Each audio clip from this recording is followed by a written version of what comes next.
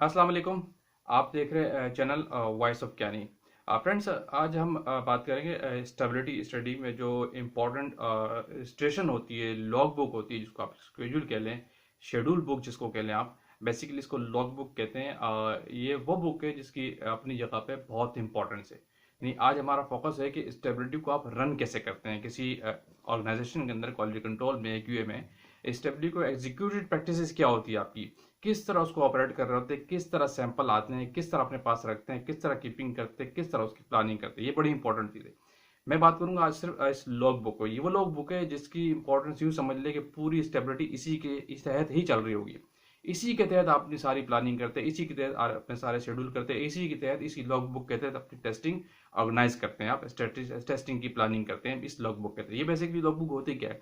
यानी जब भी कोई स्टेबिलिटी का सैंपल या स्टेबिलिटी के लिए आप रखते हैं, चाहे वो ट्रायल बैच हो, चाहे वो रूटीन बैच हो, चाहे कोई वट एवर किसी भी टाइप का बैच हो, वैलिडेशन का बैच हो, तो वो इस लॉग बुक के अंदर आप एंट्री लाजमी करते हैं। ये वो लॉग बुक है जिसके अंदर आप मेंशन करते हैं। फॉर एग्जांपल, आप मंथ के जैन में कोई स्टेबिलिटी पे बैच रख रहे हैं, कोई ट्रायल बैच बना आपके पास, उसको आप स्टेबिलिटी पे रख रहे हैं, तो उसके साथ कोई कंट्रोल भी लगाते हो जो बेस्ट प्रैक्टिस चाहिए।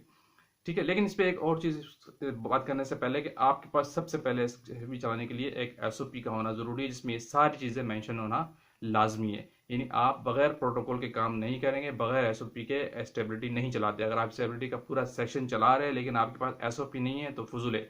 एसओपी का सवाल सबसे पहले आता है। आपके पास सबसे पहले एसओपी हो, उसके बाद फिर सारी प्रैक्टिसेस करते हैं, और जो प्रैक्टिसेस है बेस्ट वो आपकी एसओपी में डिफाइन हो। यानी जो आप कर रहे हैं वो एसओपी के अंदर डिफाइन होना चाहिए। मैं बात कर रहा हूँ लॉग बुक की। तो लॉग बुक बेसिकली होती क्या है? ये वो लॉग बुक है जहाँ पे आप अपने तमाम स्टेबिलिटी सैंपल्स को एंटर करते हैं, रजिस्टर करते हैं। इसको आप लॉग बुक कहते हैं।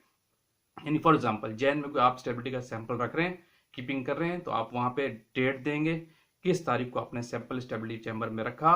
उसके बाद उसके कॉजेज देंगे, रीजंस क्या है, प्रोडक्ट का नेम क्या है, आपने जो ट्रायल बैच बनाया उसका उसका नंबर, और उसके साथ जो कंट्रोल लगाया उसका नंबर, दोनों मेंशन होना जरूरी है। फिर इसके बाद स्टोरेज कंडीशन, यानी आप किस कंडीशन पे उसको रख रहे हैं, जो उसका टेम्परेचर है, लेट्स फॉर 25 डिग्री सेंटीग्रेड या 60% ह्यूमिडिटी पे रख रहे हैं, या 30 डिग्री टेम्परेचर या 65 ह्यूमिडिटी पे रख रहे हैं। जो भी आपकी स्टोरेज कंडीशन है वो आप मेंशन करेंगे, एक्सेलेरेट की टाइमिंग देंगे और लॉन्ग टर्म दोनों शो करेंगे। और बड़ी इंपॉर्टेंट चीज इसके आगे कि आप उसका इंटरवल शो करेंगे, उस प्रोडक्ट के सारे इंटरवल शो करेंगे जितनी उसकी शेल्फ लाइफ है। फॉर एग्जांपल, आप 0 मंथ पे उसकी स्टेबिलिटी लगा ले एक्सेलेटेड और लॉन्ग टर्म, तो वहां मेंशन करेंगे उस मंथ के अंदर। यानी फॉर एग्जांपल जनवरी में आपने कीपिंग किए तो 0 मंथ आपका जनवरी होगा। तो फिर उसके बाद थर्ड मंथ आ रहा है, थर्ड मंथ कब आएगा?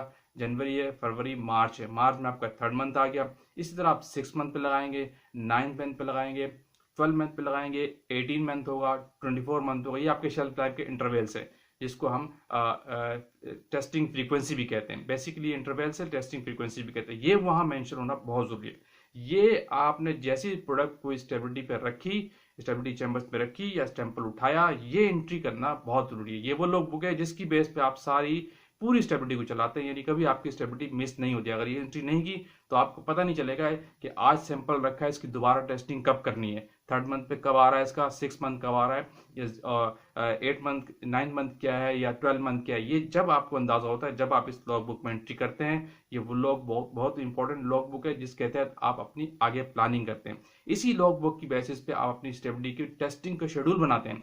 इसी लॉग बुक की बेसिस पे आप अपना मंथली प्लान बनाते हैं। याद रखिएगा, अभी हम अगली वीडियो में आपको बताएंगे कि मंथली प्लान कैसे बनता है, जो बड़ा इंपॉर्टेंट है। फिर इसके बाद एक एनुअल प्लान होता है, वो कैसे बनाते हैं। तो याद रखिए, मेरा आज फोकस सिर्फ यही था कि लॉग बुक क्या होती है। लॉग बुक वो बुक होती है जिसके अंदर आपका कोई भी स्टेबिलिटी का सैंपल आता है, उसकी आप बाकायदा एंट्री करते हैं, और उसके अंदर स्टोरेज कंडीशन, उसका नाम, रीजन ऑफ स्टेबिलिटी वो भी लाजमी लिखते हैं, और इंटरवल लाजमी शो करते हैं। इस इंटरवल की बेस पे, इस लॉग बुक की एंट्री की बेस पे अपनी आप आगे की सारी प्लानिंग करते हैं।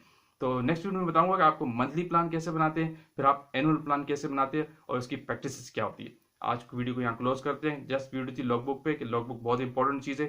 तो नेक्स्ट वीडियो में आप आएंगे इंशाल्लाह स्टेबिलिटी प्लानिंग पे। Thank you.